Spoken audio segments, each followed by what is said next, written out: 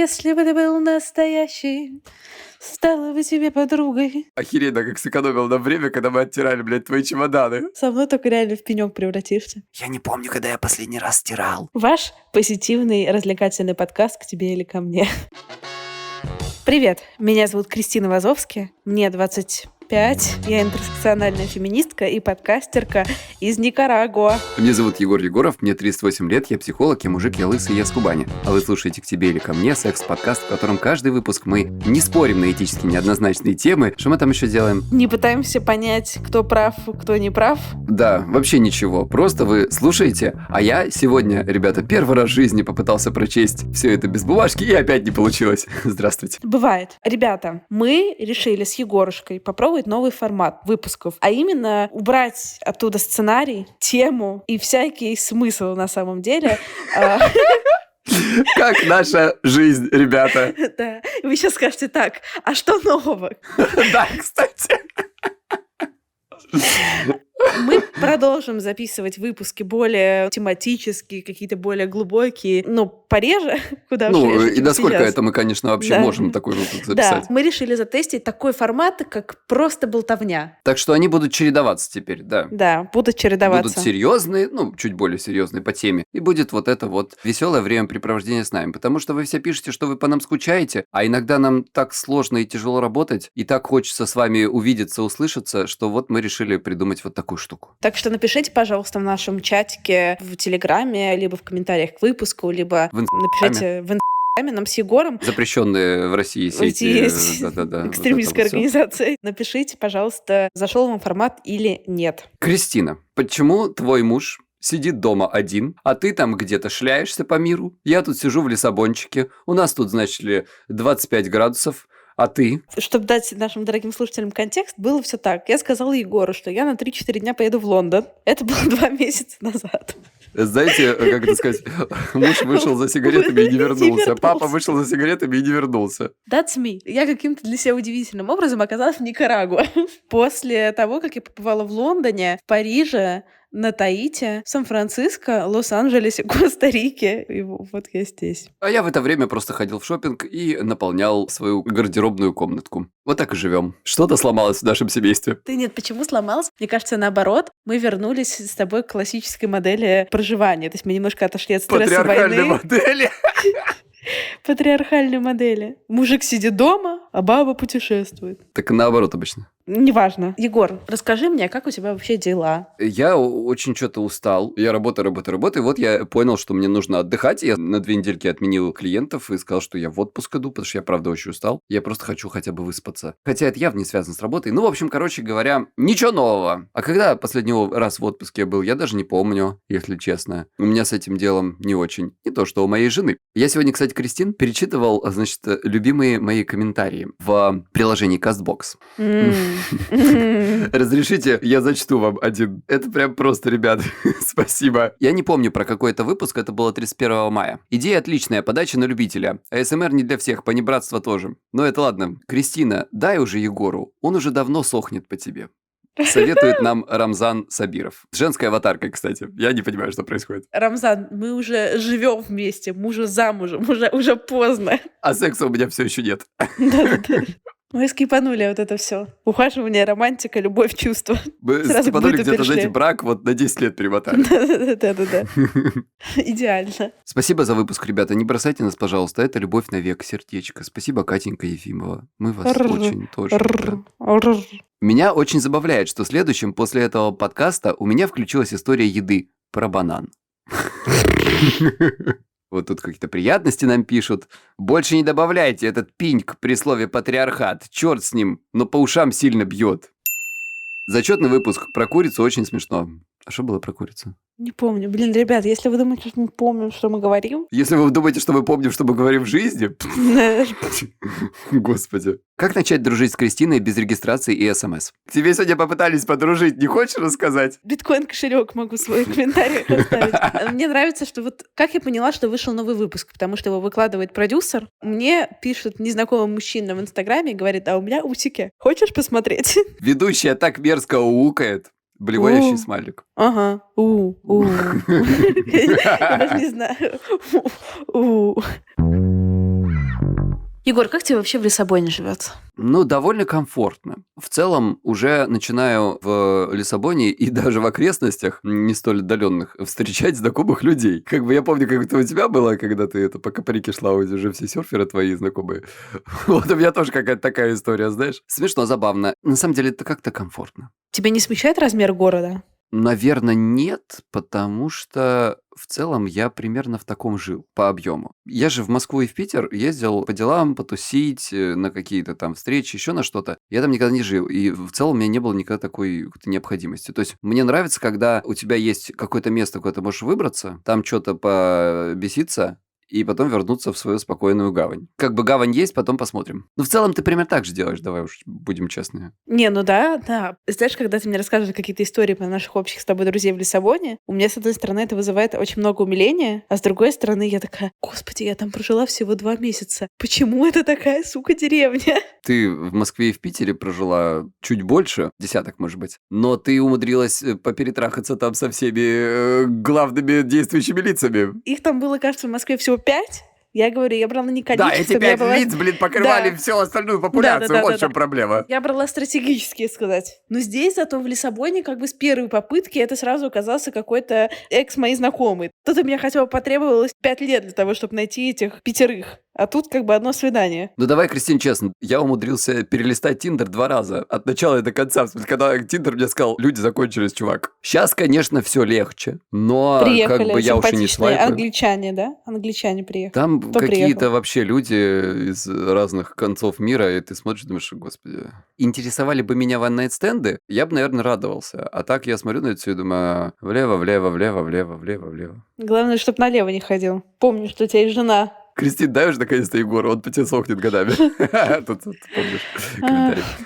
Знаешь, ты со мной только реально в пенек превратишься. Я уже высох к хуям. А думаете, что он так похудел? Ага, не говори. На сушке у меня. На сушках и воде. Значит, я, во-первых, креплюсь и не пью. Потому что здесь все обязывает как-то, знаешь, вся компашка у нас, она не алкоголичная, но, понимаете, вот это вот вечерочком, барчик, ресторанчик. Бутылочку, вторую, Да, третью, вечериночка, вот это все. 4. Знаете, у меня даже некоторые мои друзья мне в качестве шутки это началось, мне скидывают, сколько они в день выпили. Я не знаю, что я буду делать с этой информацией, но мы решили поржать и потом это свести все в экселевскую табличку. Короче, Вазовский, домой ты не то чтобы сильно собираешься, я уже понял. Нет, я собираюсь очень активно. Вот помяните мое слово. В следующем вот этом смолтоке мы будем разговаривать с Кристиной, которая еще не будет дома. Мы слишком часто собираемся их выпускать. Я хорошо предсказываю. Мне кажется, давайте делаем ставки, что Кристина в лучшем случае вернется домой в августе. В лучшем случае. И, скорее всего, не в первых числах. А лучше, в скорее всего, худшем даже в случае? сентябре. В худшем случае, мне кажется, в октябре. Я точно вернусь в сентябре. Посмотрим. Ну, блин, на самом деле я планировала вернуться в июне. Да, было дело. Но просто там потом завертелась. Я поняла, что, блин, в этой вашей Португалии я еще не сбросила все килограммы, которые я там нажрала, и поэтому мне нужен Ты еще больше серфинг. нажрала в поездке. Что ты на нас наговариваешь? У нас тут все фитнес вообще. Так что сейчас я посерфлю нормально, отдохну, побуду наедине с собой, потому что я 1,5 месяца, ну и до этого тоже дофига, я просто постоянно была в окружении людей. Людей очень классных, просто потрясающих, невероятных, великолепных, но хочется немножечко, да, пространства. Понимаешь меня? Конечно. Я потом расскажу, как я становлюсь в Азовске, ребята, вам понравится. Короче, у Егора, помимо того, что там есть постоянные жильцы вместо меня, так еще есть временные. Поэтому у Егора какой-то там вертеп. Это все Кристинины друзья, блядь, чтобы вы понимали. Ну, I'm sorry, все, я уже начала отказывать людям, потому что, я говорю, у нас ограничение не больше 9 человек за раз. Так, подожди, ты начала отказывать людям насчет квартиры, это тоже считается? Да.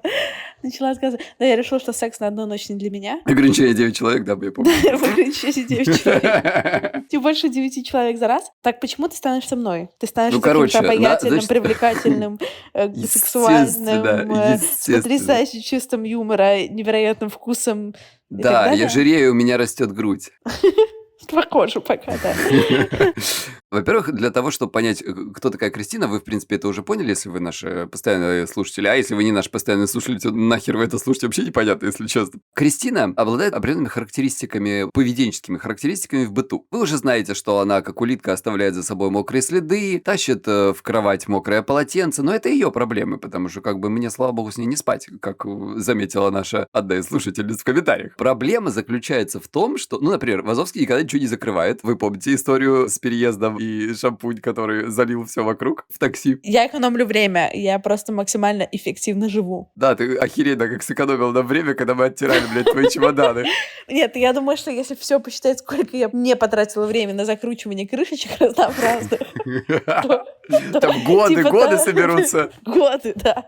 Ну там типа 3 года жизни я чисто сэкономила. Вы спрашиваете, почему я такая успешная? Как бы сейчас уже ни хера, Я ну просто ладно. ничего не закрываю. никогда. Я просто не закрываю крышки. Двери, крышки, кошельки. Мне нужен воркшоп какой-то провести в духе, типа там, как жить эффективнее, успешнее и успевать Как все, свести с ума чисто своих не слушателей. закручивая крышки, да. Слава богу, хоть краны закрывают, но это не всегда. Когда Кристине грустно или там что-то происходит, Кристина просто молча уходит и хуярит где-то пешком по Лиссабону. Не потому, что она меня ненавидит, не хочет видеть, но просто ей прогуляться надо, херово ей. Незакрывание чего-нибудь касается любых продуктов в холодильнике. Ты не можешь никак успокоиться. Блин, вот что тебе дались эти закрывания крышечек каких-то непонятных? Да бесит, программа не завершена. Это, знаешь, Мне нравится, что помимо того, что ты тратишь каждый год экстра месяц на закрывание крышечек, ты еще тратишь дополнительный месяц на закрывание моих. ты крадешь мое время, мне его не так много, мне 38, блядь. Хотя не факт, кстати, что ты проживешь больше, судя по тому, что ты обычно мутишь в своей жизни. Я же в Никарагуа. Я не могу говорить по этическим соображениям, о чем мы говорили с Егором до записи, но я пыталась его вовлечь в незнакомую схему. Он говорит: Кристина, ты сядешь в Никарагуа в тюрьму. Я говорю: если ты мне не поможешь, я точно сяду. А так, есть 50 Как на вы 50 понимаете, шанса. ситуация вин-вин. Да. У нас сейчас живут наши замечательные друзья. Они такие милые, такие хорошие. Я не готовлю, Кристина не готовит. Мы с ней очень страдаем и все пытаемся представить, как-то, знаете, вообразить, кто же из нас первый найдет себе вторую половинку, которая сможет готовить. Нам На это всю очень семью. надо. Поэтому, пожалуйста, если вы в Лиссабоне и хотите странного секса, то пишите не Кристине. Да.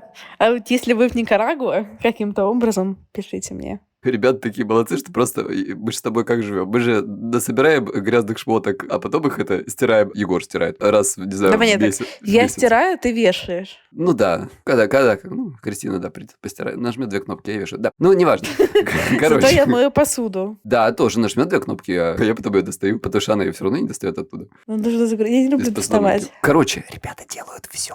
Мне уже как-то неудобно, блядь. Я не помню, когда я последний раз стирал, или посуду мыл, или вообще что-то делал по дому. Так хорошо. Теперь, когда мне хуёво, я такой: так, что-то мне хуёво. Чтобы сделать, куда? И тут я такой: прогуляюсь. Бля, ребята, охуенный метод. Спасибо, жена. Блин, то есть ты стал социопатичной свиньей. Наполовинку я стремлюсь к этому социопатичненькой свиночкой. Морской свинкой.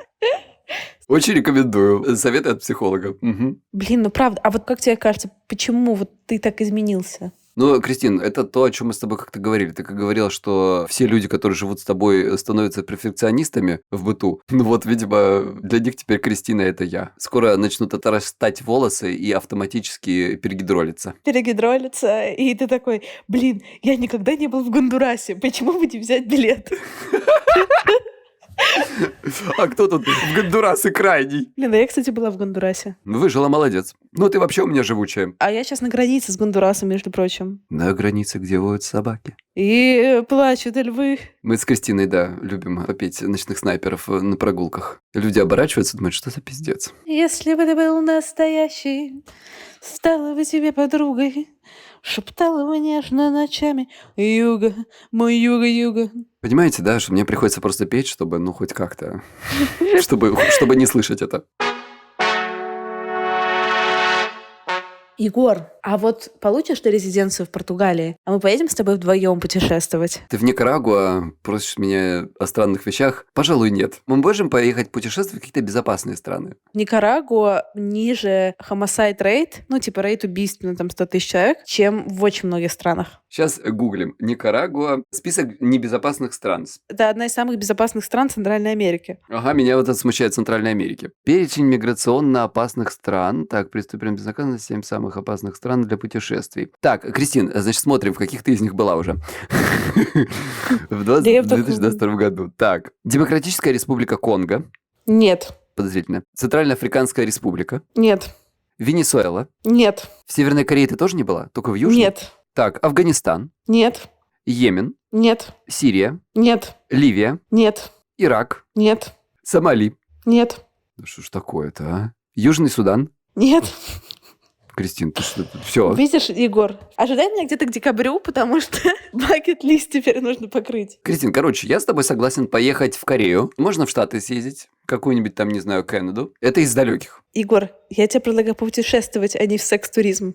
Никакого секс-туризма. Поехали в Австралию. Да, Егор, просто давайте страны с самым большим процентом азиатского населения вне Азии. Читаем рейтинг. Это расизм. Ну да, это расизм. Но ты такой, я тебя принимаю таким, какой ты есть. А вот ты сейчас вот вернешься, а у меня здесь полная квартира португальских людей. А они будут платить аренду? Кристин, лишь бы готовили. Тоже верно. Я не была ни в одной из опасных стран, на самом деле.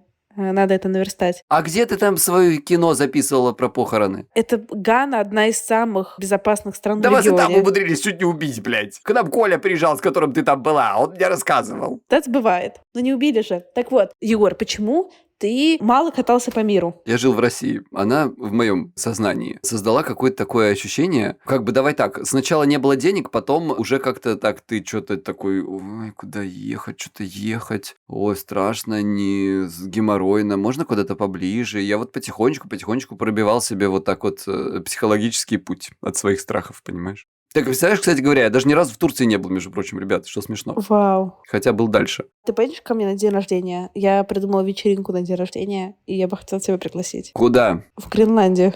Неплохо. Там надо на собаках будет ехать по льдам. Собак я люблю, льды не очень. 8 дней по льдам на собаках. Следующий вопрос. До свидания.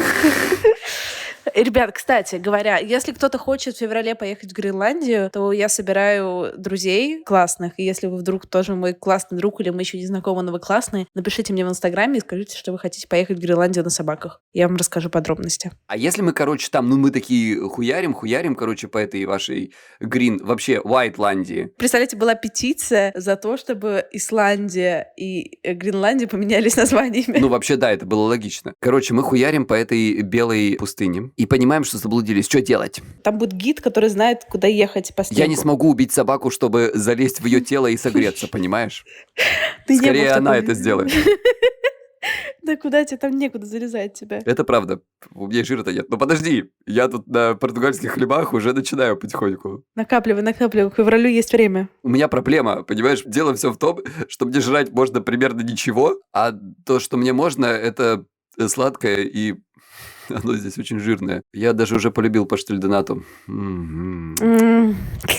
Паштелечку. Надо съездить в Белем, попробовать паштель де Белем. Вот и цели. Блин, вот у Егора цели какие хорошие на жизнь. Да, то понимаете, что здесь просто на такси ехать как бы 10 минут. Да. Надо съездить в Белем, попробовать паштель де Белем. Ну, ладно, я про Гренландию подумаю, но тут, знаешь, как бы самая главная проблема заключается в том, что день рождения у тебя менее чем через год. Я не уверен, что я к этому времени получу ВНЖ. Ладно, если что, у меня есть еще идея. Ну, на подарок следующий я день все равно тебе рождения. уже, считай, подарил. Ламинацию мне на 8 марта, пожалуйста. Абсолютно не связанная с предыдущей историей история. Мне тут друг передал контакт человека, который занимается поддельными водительскими правами.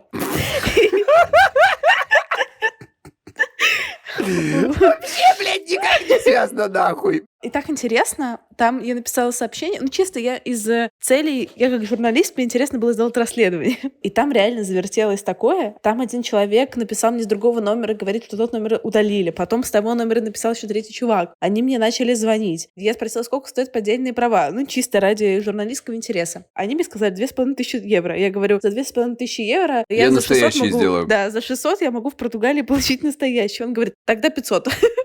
Вот.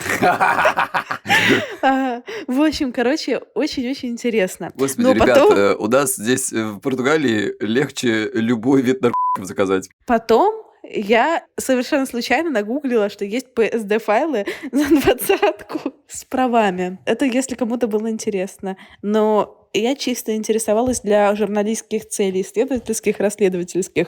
Вот, Мгм. понятно, что... А где статью мы будем ждать в Форбсе? Да, в Форбсе, да. Как я пыталась... В общем, никак я ничего не пыталась, потому что я не занимаюсь незаконной деятельностью. Так здорово, что для того, чтобы в Никарагуа водить, нужны права. Как здорово, что они у меня есть. Я тебе сказал, я туда не поеду. Я даже не смогу технически туда поехать, слава богу, чтобы вызволять тебя из этой страшной, ужасной никарагуанской тюрьмы. Ну, Егор, у нас уже с тобой был опыт. Когда я пересекала сейчас границу, и там для того, чтобы там сэкономить час времени, можно было либо доехать до города, там взять другой автобус, либо они тебя высаживают на обочине, и ты немножко проходишь, и типа просто на обочине ждешь еще одного автобуса. Ну, я понятно, что решила выйти на обочине in the middle of nowhere. Я такая думаю, блин, вот с Егоркой наша любовь именно так начиналась. Когда я решила выйти в джунглях, он меня ждал. Да, ночью в холодной России. Когда я была ночью в теплой Колумбии. Да, где воруют людей. Все возвращается на круги своя. А мы опять начинаем сначала. Ты об этом подумала? Да. Но теперь у нас совсем другие отношения. Кто ж знал? Ты знал, когда мы созванивались в первый раз, то, что мы с тобой будем в браке незаконном? У нас очень законный брак, он просто нигде не зарегистрированный. Кроме нашего контракта на квартиру. Ой, Вазовский, я даже подумать вообще, даже себе представить не мог. Это очень странно. Хочется сказать, что же будет дальше. Что-то, если честно, боязновато. Ой, да. О будущем думать вообще боязновато. Но ты хотя бы денег зарабатываешь. Вот классно. Мне иногда до сих пор приходят. Пока что. Ну, почему пока что? Все у тебя хорошо. Чем больше тревожатся люди, тем лучше. Да, я просто тоже с ними. За другие вещи, но тем не менее.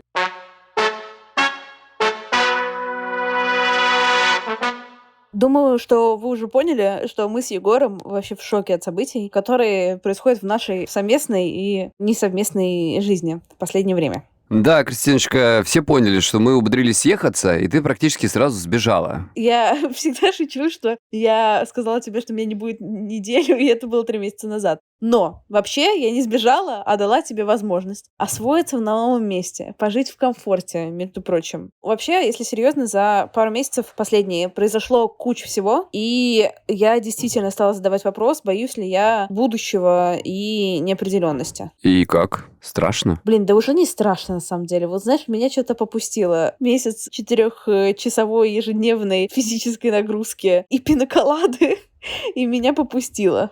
А у тебя как дела? Ты знаешь, за исключением того, что я в некотором смысле переживаю по поводу своих состояний, связанных с аллергией физических, в целом действительно становится легче. Со временем, как мы все заметили, и интеграция в новую культуру, и новое место, и новая страна становится легче. Как-то потихоньку адаптируешься. Ну, а тем не менее, конечно, все равно остаются еще определенные такие, знаешь, ну, если, может быть, не яркие страхи, то тревожность какая-то остается, непонимание некоторых вопросов. И вот этот процесс адаптации, конечно, с ним нужно каким-то образом поработать, мне кажется, еще. У меня, на самом деле, когда, например, я с внешним миром не соприкасаюсь, у меня тревожности нет. Но если мне кто-то рассказывает, что в очередной раз доллар растет, у кого-то там что-то... Ну, нестабильность такая общая какая-то. Что-то случается, кто-то говорит одно, делает кто-то другое, кто-то ничего не делает, кто-то все делает на свете. В общем, как только вот в этот фон погружаешься, сразу становится тревожно, а если из него выйти и посмотреть на океанчик, и волны, шум-шум-шум, то и полегче становится. Так что вот так вот, товарищи. Если вы, как мы с Кристиной, сталкивались с неопределенностью, сейчас задаетесь вопросами о том, как продолжать вообще работать, где искать силы на новые проекты, как адаптироваться на новом месте, советуем вам воспользоваться сервисом видеоконсультации с психотерапевтом «Ясно». Сессии проводятся по встроенной видеосвязи на сайте сервиса. Созваниваться с психотерапевтом можно через любое устройство, телефон, планшет или компьютер, и из любого места мира. «Ясно» мне, между прочим, помогает даже в Никарагуа, когда есть электричество. Специалисты подбираются индивидуально под запрос клиента на основании заполненной анкеты, а в службе поддержки работают только люди с психологическим образованием. Поэтому, если возникнут вопросы, связанные с терапией, или, например, какая разница между подходами, можно обратиться к специалистам. В Ясно консультации в среднем дешевле, чем очные оффлайн-сессии. 50-минутная сессия стоит 2850 рублей. А по промокоду к тебе на английском слитно большими буквами KTEBE. При регистрации вы можете получить скидку 20% на первую сессию. Все ссылочки оставим в описании к выпуску. Ну, короче, Кристин, как тебе кажется, вот если бы ты представила самую нереализуемо охуенную версию того, где ты будешь через год, Извини, пожалуйста, я думала, сейчас ты скажешь офигенно, типа хуёвую версию. Я сразу такая Это второй в вопрос, Кристин, подожди. никарагской тюрьме. Я такая, Это очень чёрт. даже реализуемо, Кристин. Да, я такая, черт. Давай, где мы будем через год? Давай, говори. Блядство, я не знаю. Ну, такое, знаешь, вот из серии бреда. Да вот просто вот пиздани. Мы с тобой или я? Ты говоришь и за меня, и за себя, а будем ли мы вместе, там посмотрим. Типа, я говорю по себя и про тебя, да? Да. Нереализуемое что-то, да? Нереализуем такое, знаешь, ну типа ебанутое. А прям ебанутое надо? Или типа вот что хочется надо? Давай, хорошее и плохое. Плохое ближе. Плохое ближе, да. Вот оно. Подожди, я знаю. Есть, короче, два варианта. Никарагская тюрьма или русская. У меня, если честно, оно все офигенное, оно какое-то очень реалистичное. Ну, типа там, я живу в своей огромной квартире в центре Нью-Йорка. А чё, блядь, Нью-Йорк? Откуда Нью-Йорк появился вообще? Не знаю, но я хотела до переехать в Нью-Йорк. Ну, я просто думала о том, что перееду в Нью-Йорк, буду жить в пиздатом лофте. Знаешь так, Нью-Йорк City boy, this is Да. your report. Нью-Йорк, Нью-Йорк. Это была попытка сделать Синатру. Мгм. Буду ставить спектакли про то, как я занимаюсь сексом с разными людьми. И мужиков на колени. Да, мужиков на колени. А потом про это спектакли. Да, в Нью-Йорке летать на своем самолете. Улочки узкие не дадут тебе. Не, можно. Не по самому Нью-Йорку, но в окрестностях можно полетать. Интересно, хорошо. А еще у меня будет квартира в Лиссабоне, и я буду в летние месяцы жить в Нью-Йорке, ну, типа в весной и осенью жить в Нью-Йорке, а зимой буду жить в Лиссабоне. А ты не хочешь наоборот? Зимой очень холодно в Нью-Йорке. А в Лиссабоне что тут делать с дождями, блядь? Тут летом хорошо. У нас знаешь, сколько сейчас градусов? 25, 23. О, а почему было 30, когда я уезжала? Это была какая-то единоразовая акция, и все это время, пока тебя нет, у нас 22, 23, мы входим в курточках. И если честно, я такая думаю, блин, я не хочу возвращаться, потому что я не перенесу 40-градусную жару, а у вас нет нифига её. все это время вообще нет, да. Ну вот типа на следующей неделе будет что-то там 28. Но оно что-то недельку подержится и пройдет опять. Блин, офигенно. То есть, ну, очень комфортно. А у меня тут, знаешь, миллион маек, и я такой, а что я летние майки покупал, вообще непонятно. Да, короче, летом можно быть в Лиссабоне, зимой нужно сваливать куда-нибудь в Никарагуа, Ну так к августу, знаешь, вот в августе можно уже свалить куда-то, я думаю. весной и осенью можно быть в Нью-Йорке. Хочется где взять денег и время? Ну, со временем у тебя сейчас проблем нет? Да, со временем нет проблем, с деньгами есть. Как насчет тебя, Егорушка? Ты про меня должна была сейчас сказать. Я про тебя должна Ты сказать. про меня, а потом я. А мы реалистичны или нереалистичны? А ты про себя реалистично говорила? Я про себя с такой, типа, реалистично, но с фантазией. Ладно, давай тогда про меня тоже так скажи. Ты уже получил свой португальский пермит. В целом это реалистично, но с фантазией. С фантазией. Точняк. Господи, да. То есть, знаешь, давай так, и про себя я сказала из серии, это все реалистично, здесь вопрос времени. Да, сожмем это до года. Да, возможно, не уложимся в год. Ты получил пермит, у тебя появляется возлюбленная, и у вас, типа, все классно, и это какие-то такие отношения, которых у тебя раньше не было, такие равноправные. Что? И- Сука! Что? Вот так ты меня при всех позоришь, да? Не, ну в смысле, что там ты не папик, Продолжаем, да? это такой красивый человек, и ты не папик этого человека, а типа равноправное партнерство. Не Нахуй я уверена. этот вопрос задал? Не уверена, что мы справимся за год, конечно. Но Да, не уверен, что справимся за декаду. мы сняли какой-то офигительный дом в Лиссабоне. Я, ты знаешь, может быть, бы тоже бы куда-нибудь переехал. О, да? Так между Ну, нами. Ну тогда тоже вторая база в Канаду, например, и перевести туда собачек. Я подумал, давай не будем про плохие варианты. Мне эти нравятся, оставим. Да, Да, плохие точка. варианты. Егор, плохих вариантов я гораздо быстрее накидаю. Да. Хорошо, а у тебя есть какие-то дополнения? Денег мне не пожелала, сука. Я себе и тебе желаю денег, достатка, чтобы было много денег, много времени. И чтобы много были достатка. Да, достатка. Чтобы были любимые люди рядом, и любовь это была взаимна. Чтобы были документы и права, чтобы было здоровье хорошее. Чтобы все ваши документы были ламинированы. Да, чтобы все ваши документы были ламинированы. Чтобы был пресс у всех, кто Денег живет с и вами. здоровья, и прав.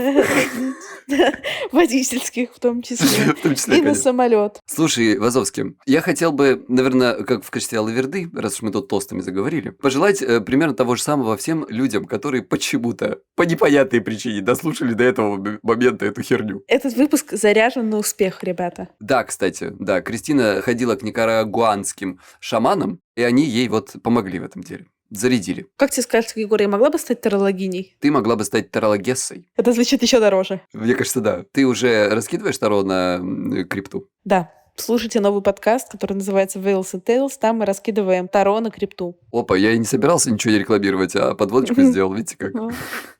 Очень удобно. Скажи, вот как ты представляешь, условно, там, через год, через два, свою, perfect life? Вот знаешь, вот ты хорошо представляешь свой perfect life, понимаешь, в чем нюанс? А я нет. Ну, давай так, чего бы мне хотелось бы? Мне хотелось бы отношений, да, сейчас? Как бы, чего уж скрывать, ха-ха-ха. Мне бы хотелось... Вот то, что ты сказала, на самом деле. Мне бы хотелось отношений, мне бы хотелось, чтобы мои бумажные вопросы были решены. Наверное, после этого я хочу немножко передохнуть и выдохнуть, в общем, да, потому что мне не получается выдохнуть. Меня смущает, что за выдохом идет экзистенциальная пустота. Ваш позитивный развлекательный подкаст «К тебе или ко мне». Да, как бы развлекать. И тогда, наверное, я либо скачусь в депрессию, либо, как ты, начну от нее убегать по разным странам мира. У меня просто нет такого инструмента, я тебе в этом смысле завидую. Блять, это правда рабочий инструмент. Потому что, ребят, то есть часто Кристина, когда она долго сидит на одном месте, она начинает хереть. Кристин, а скажи мне, пожалуйста, вот мне просто интересно, если бы у тебя было достаточное количество денег, ты бы летала на частных самолетах? Достаточное или экстремально достаточное? Достаточное, чтобы летать на самолетах таких и еще оставалось? Наверное. Но я бы точно летала в первом классе. 100%. Просто с частным самолетом все равно там есть некоторый хасл, есть и так далее, но да. Я просто пытаюсь понять, вот, а как же вот это вот ехала в Никарагуа на автобусе общественном, вышла посреди nowhere, и такая вот как, вот где вот это все? А что, можно и на частном самолете, и в автобусе потом за 50 центов. Одно другому не мешает. What's the point? У разных путешествий есть разные задачи. А так обычный самолетик села и попиздовала в автобусе, как все нормальные люди. Я реально такая думала, я очень давно хочу уже получить права на пилота. И На я пилотку. собиралась, это уже есть. И как раз я собиралась это сделать до а потом вот эти все сложности финансовые, в том числе и всякие рабочие. И Мир пытается умереть. Да, мир пытается умереть. Но я сейчас все равно думаю, пофиг, потрачу все деньги, стану пилотом. Ты так путешествуешь, потому что прикольно или потому что денег нет? Не, конечно, потому что прикольно. Но сейчас я была на Бора-Бора 2 недели, понятно, что там это все было довольно лакшери. Отдохнула? Отдохнула. Там такси 5 минут стоит $30. То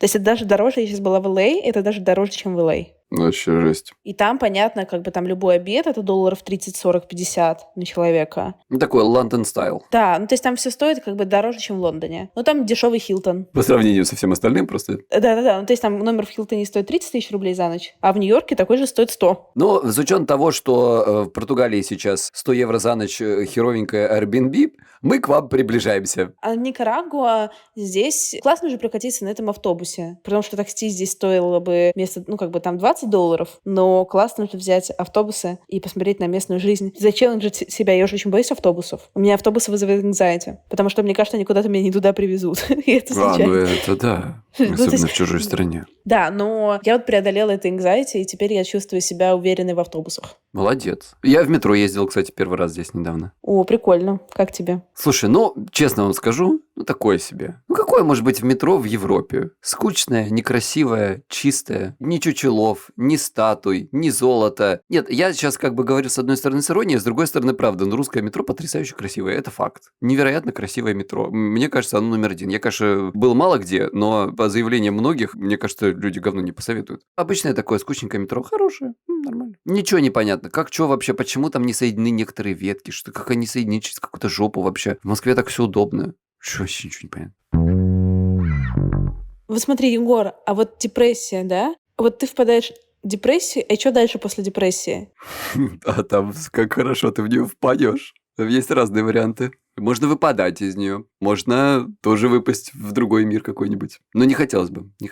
Нет, ты знаешь, я слишком сыкло, чтобы покончить жизнь самоубийством. Для этого должны быть какие-то очень серьезные обстоятельства, как мне кажется. Давай так, мне кажется, что мы с тобой как-то уже говорили об этом, знаешь, так это по душам. Мне кажется, что просто я очень медленный в этом смысле. И какие-то перемены в моей жизни, я к ним очень-очень-очень долго готовлюсь. А потом они как-то такие щелк и случаются внезапно. Вот как в этом смысле. И в моей жизни постоянно так происходит. То есть, мне кажется, я зрею, что-то там ковыряюсь в себе, что-то думаю, лежу, прокрастинирую, опять ковыряюсь в себе, потом хуяк все сделал. Наверное, как-то у меня так. Я пока не придумал, как делать иначе. Жаль только, что время теряется много, а его так мало, если честно. Вот мне постоянно кажется. А сейчас может еще меньше быть, кто знает. Так интересно было бы залезть мне в твою голову, потому что, если смотреть, то ты живешь такой более размеренной жизнью, да, ну, то есть у тебя больше там есть какого-то постоянства, рутины и доли свободной после, ну, в целом, вот ты на месте, понятно, что сейчас тебе нет возможности просто куда-то выехать, но в целом не то, чтобы как-то это сильно как будто бы тебе мешает. Ну, в целом, да. Ну, то есть это nice to have, но и без этого нормально. Меня, конечно, раздражает то, что я не могу никуда выехать, но это не то, что я прям... Подожди, встретимся с тобой, как говорится, поговорим об этом через год-два. Ну, подожди, на самом деле еще же в Португалии есть там Мадейра, Азоры, еще вся Ну да, остальная да, да, да, Португалия. да, Там, да, правда, есть согласен. посмотреть. Не, Португалия дико красивая, конечно. И у тебя есть ощущение, что время течет быстро, а я постоянно где-то ношусь. Когда я уезжаю куда-то раз в месяц, мне кажется, что я супер замедлилась. А сейчас у меня ощущение, что я в таком нормальном, среднем темпе. И это вот типа 6 стран за 2 месяца. Ну, ты не забывай еще, что я уже не 25-летний мальчик. Мне тогда тоже казалось, что время медленно течет. Ну, медленнее. И у меня тоже есть ощущение, что оно течет быстро.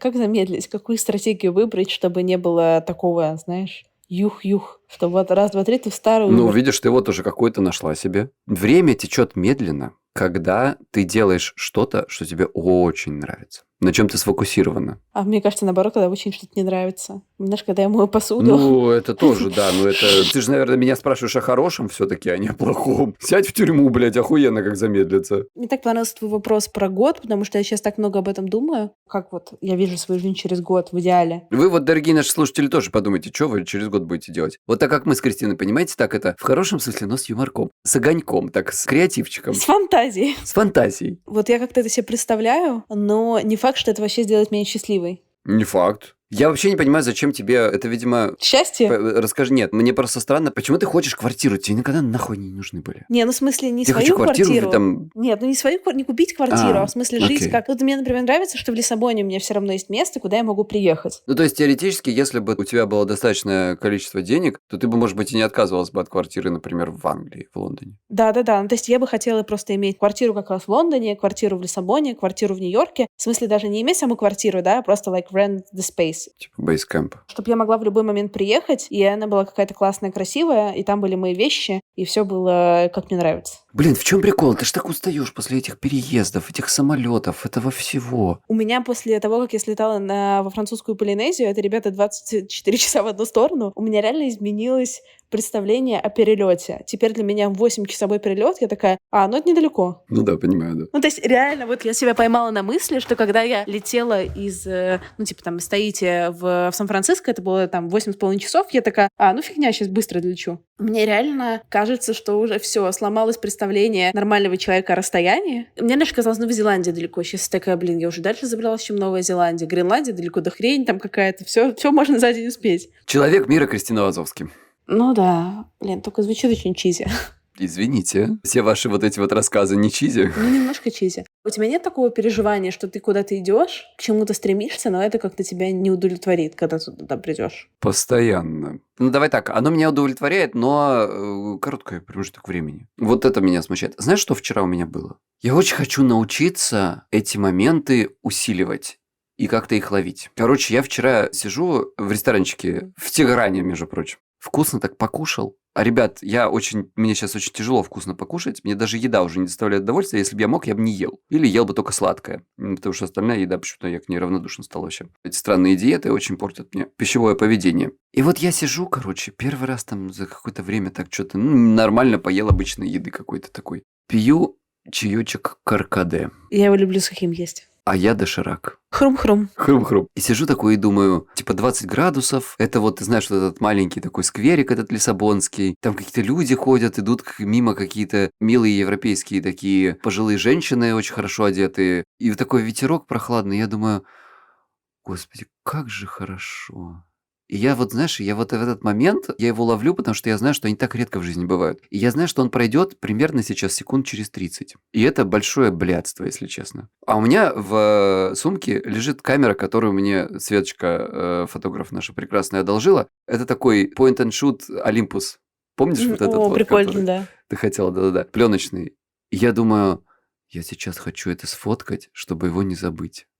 О, И вот у меня где-то там есть вот теперь эта улочка, значит, на которую вот в этом скверике. И, конечно, это время, этот момент прошел, там он длился минуту или две. Я не понимаю, как он формируется, из чего он ничего не произошло. Я не могу сказать, что эта еда была еда богов, которую я только что поел, там, или еще что-то. Просто вот они мелькают, такие моменты, и очень грустно потом без них. Очень редко они бывают. Вот что с ними делать? Ты умеешь их как-то... Я тебя понимаю. Знаешь, для меня это как... Я вот отлично понимаю, о чем ты говоришь. Я для себя провожу аналогию. Ты смотрел «Гарри Поттера»? Да. Там, помнишь, были такие двигающиеся фотографии? Угу. Ну, как типа, как гифки, короче. Да-да-да, вот эти, знаешь, как в айфоне вот этот вот Да, бумеранг. лайв-фотка, да, такая Да-да-да, зацикленная? лайф-фотка. Мгм. И для меня вот эти всегда воспоминания, это как будто вот эта вот лайф-фотка, когда вот он момент, даже не 30 секунд, а типа 5, когда вот это какая-то статика, которая немножко двигается, и это какие-то абсолютно обычно не связанные ни с чем конкретно состояния, когда я просто вдыхаю, такая, блин, я так счастлива. Вот так вот вспыхивает и исчезает. Оно. Я очень понимаю, я стараюсь в таком задерживаться, и я вот специально, когда вот сейчас я была на Бора-Бора, там, конечно, космическая просто красота. Ну, ты скидывала там закаты какие-то невероятные просто. То есть там вода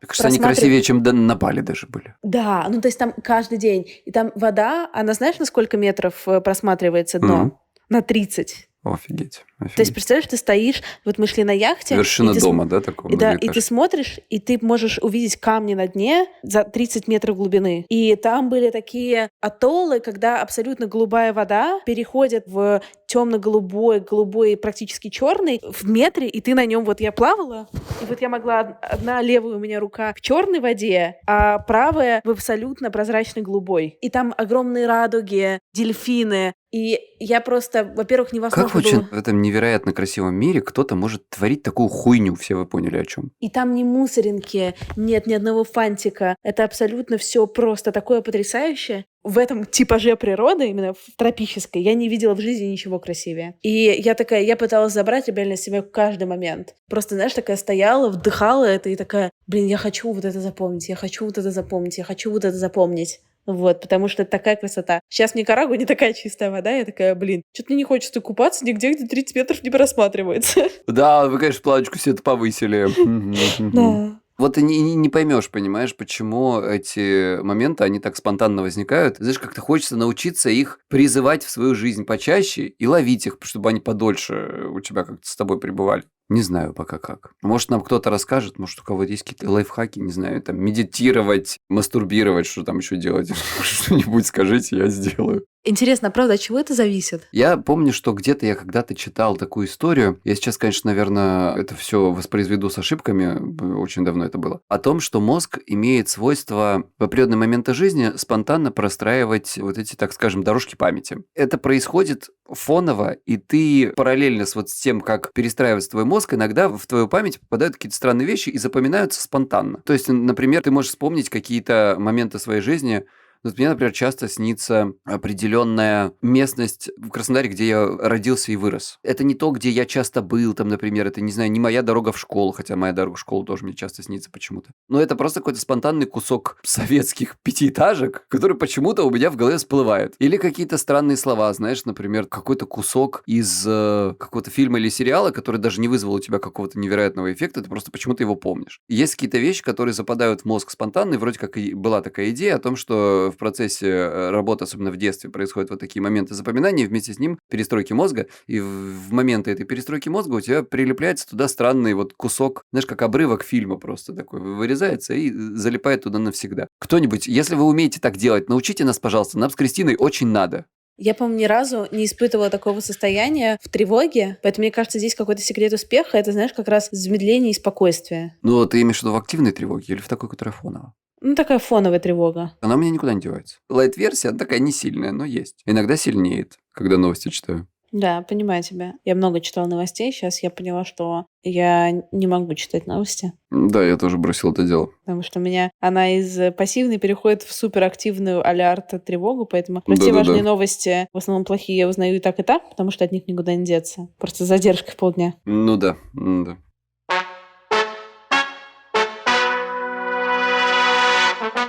Друзья, спасибо, что зачем-то прослушали это. Непонятно, зачем вам эта информация. Она абсолютно мусорная. В общем-то, как и вся остальная в интернете. Спасибо, что были с нами, ребят. Напишите, если вам понравилось. Или даже не понравилось, но вы хотите почему-то еще. Такое тоже Это бывает. было отвратительно, запиши еще, да. Кристиночка, люблю тебя. Дорогие слушатели, правда люблю вас. Знаете, вот подкасты очень редко сейчас выходят, а когда вот Кристине кто-то пишет, мне сегодня писали очень добрые слова, и ты такой думаешь, вот зачем мы это делали, я что-то забыл уже. Да, нет, хочется, конечно, делать чаще. Да, вот Кристина хорошо придумала. Я надеюсь, может быть, вам не понравилось? Напишите тогда, что Кристина придумала плохо. А ну-ка, давайте сценарий, а ну-ка, говорите про нормальные вещи, а то несете свою булшит вот этот вот. Спасибо, кто с нами был. Спасибо. Любим вас. Пока-пока. Пока, кашечки.